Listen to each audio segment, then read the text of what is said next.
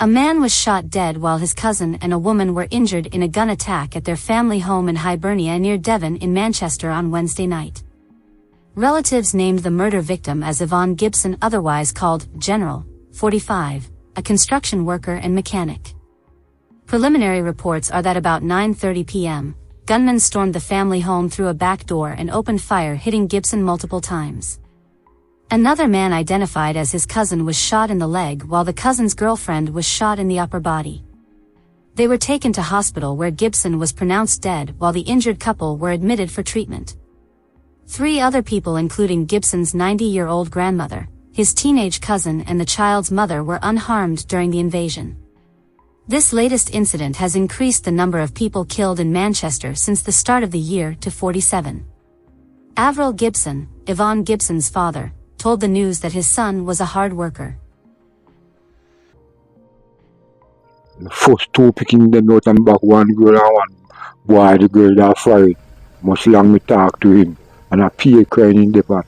This man me talk to me, so now I want the yard and I say, General, come take down the decking board there for me.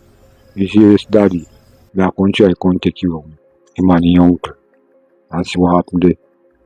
Take my son's life. What kind of person was he?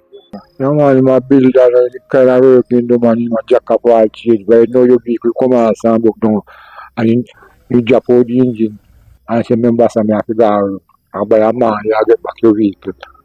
Sing charge in the yard, sing charge in the yard.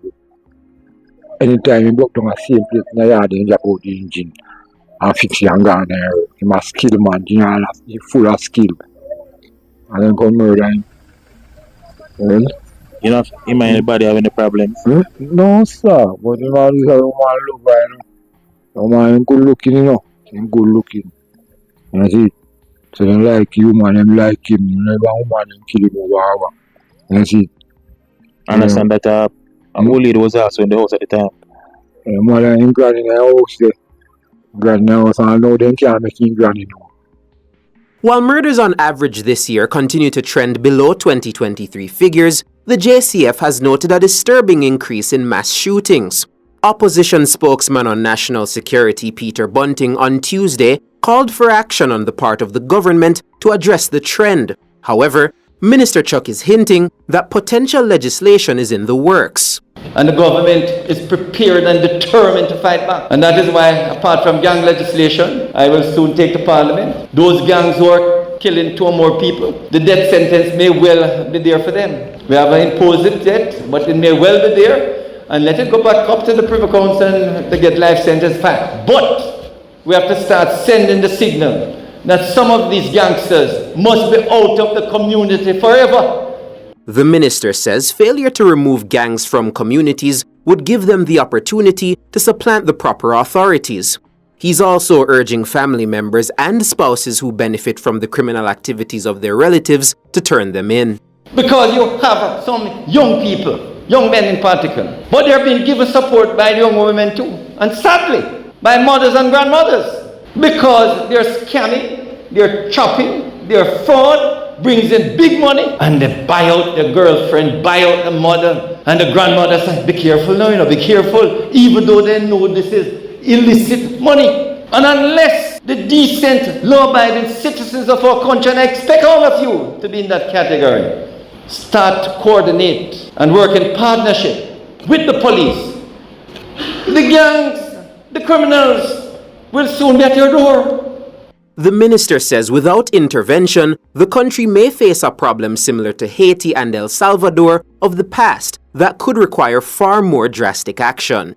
You saw it in El Salvador, where they were taking over until Bukele took a most oppressive action, don't get me wrong, and lock up 70,000 of them. 70,000 of them, they locked them up. And the murder rate went down to almost nothing. The murder rate went down to almost nothing. People say, Mr. Chuck, Prime Minister Andrew Wallis want to do that there. God forbid that we should ever have to do that. But when you think of what is happening next door in Haiti, where the gangs are taking over.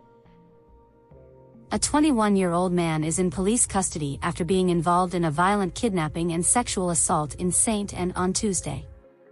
The incident occurred shortly after midnight and a 33-year-old woman went to Margaritaville in Ocho Rios. Investigators say 2 men in a motor vehicle abducted the woman, forcing her into the back of the car at knife point. The assailants then drove towards Marvin's Park, where the woman was sexually assaulted. As the assault was taking place, a police patrol arrived at the scene. The officers ordered the suspects to exit the vehicle, but one of the men jumped back inside, brandished a firearm, and opened fire on the police. A shootout ensued, with officers returning fire. The suspect managed to flee the scene, but his accomplice was apprehended by police. The victim, who reported the incident to the officers, was subsequently taken to the hospital for treatment. Investigations are ongoing as authorities search for the second suspect involved in the crime. Good day, I'm Lisa Rowe and this is your JIS News for Wednesday, November 27, 2024. Minister of Finance and the Public Service, Favour Williams, says government's plan to restructure the General Consumption Tax, GCT, on electricity, plus other measures, may result in up to a 30% reduction in the electricity bills for Jamaicans over time. She made the pronouncement at this morning's post-cabinet press briefing at Jamaica House. And when I asked the electric company that if we were able to wave a magic wand and have this all happen tomorrow, what would our electricity bills look like? Anywhere from 25 to 30% was what they were saying over time. So that is a big savings that we should work towards. On the weekend, Prime Minister Dr. Andrew Holness announced the administration's intention to reduce the GCT on electricity from 15% to 7% after the next budget in March 2025. At the same time, JPS is to remove the non-tax threshold and replace it with an incentivized compatible rebate of GCT for persons who use 200 kilowatts of electricity or less per month. This will allow for the national rollout of prepaid electricity purchase, giving Jamaicans more control over how much electricity they use and when. Jamaicans with prepaid service can buy however much electricity they need and as often as they need to, so they can better match their income pattern with their affordability. And the prepaid service will be available to anyone, uptown, downtown, country people, town people. So there are immeasurable benefits to the restructuring of GCT on electricity because of the different types of innovative services that it will allow our power provider to offer to Jamaicans. Pointing out that about 30% of Jamaicans are not paying for their electricity, putting undue stress on the national grid and increasing the instances of fire. The finance minister says much value will also be found in the plan to help more persons establish legal connections. These include scaling up the government's community electrification house wiring program. Other interventions to help reduce electricity costs include adding more renewables to the grid, for which the Energy Minister, Darrell Vaz, is expected to give details later. By this Friday, November 29, 290,912 taxpayers would have received their individual $20,000 payout under the government's reverse income tax credit initiative. Finance Minister Favour Williams gave that update during today's post-cabinet press briefing. Making the reverse income tax credit a first in the history of Jamaica and a big deal, $5.8 billion would have been given back to persons. The reverse income tax credit is accessible to self-employed and pay-as-you-earn employees who earned $3 million or less in 2023. Individuals must have completed their tax filings and payments for the 2023 calendar year or NIS stamp card for 2022 by August 31 of this year. Persons have until Monday, December 2 to apply. Prime Minister Dr. Andrew Holness has announced a $30 million reward fund for anyone who provides information leading to the arrest of those responsible for Monday night's mass killing in the Waltham Park area of St. Andrew.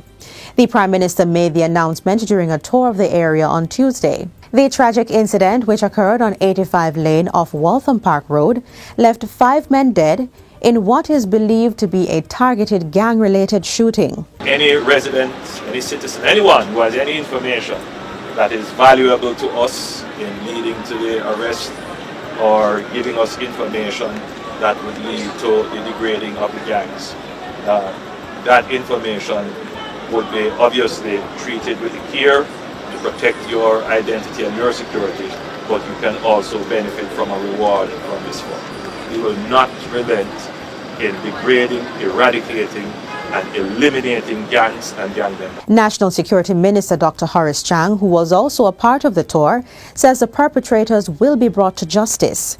He also announced that efforts would be made at the legislative level to address mass killings. And we're looking at the entire criminal justice system to how we can strengthen it to deal with these kind of characters.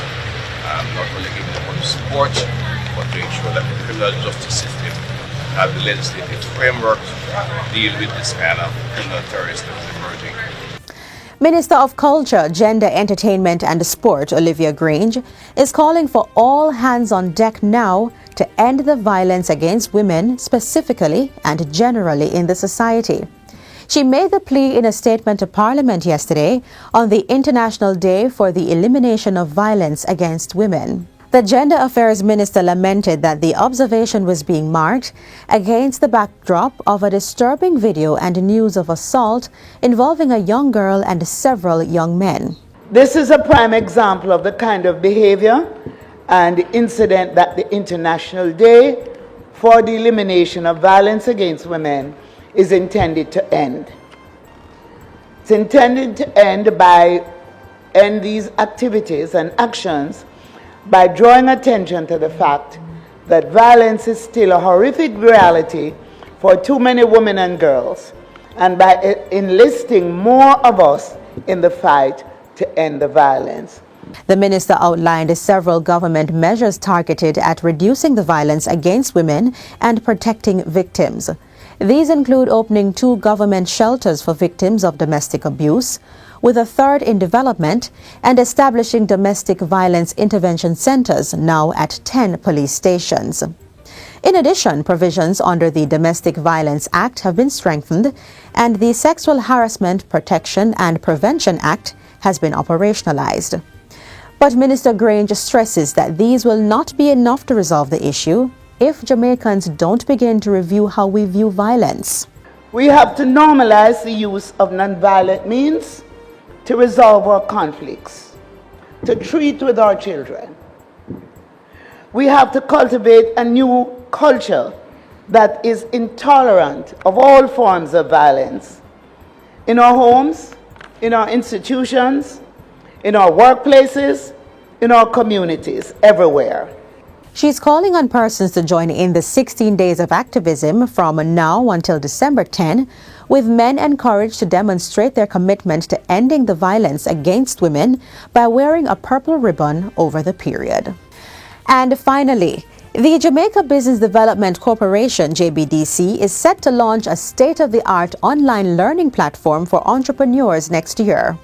According to the Acting Chief Executive Officer, Harold Davis, this will bolster the corporation's initiatives to support the development, resilience, and growth of businesses.